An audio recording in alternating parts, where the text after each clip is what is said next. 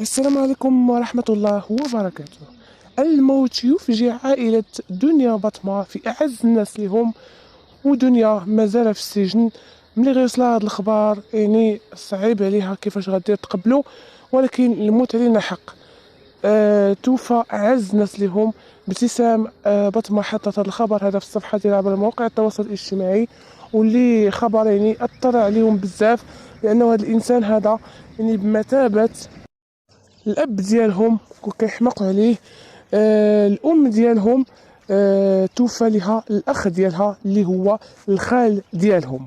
ابتسام كتحط هذا الخبر هذا كتقول: خالي في ذمة الله، دعواتكم له بالرحمة، إن لله وإنا إليه راجعون، البقاء لله. الله يرحمه ويجعله من أهل الجنة يا رب العالمين، ويصبر العائلة ديالو، وصبر الدنيا ايضا اللي كاين هي في السجن، وغيصل هذا الخبر هذا ديال الوفاه ديال الاخال ديالها، لان كاينين الاخوال كيكونوا بمثابه الاب ديالك. يعني صراحه صعيبه بزاف.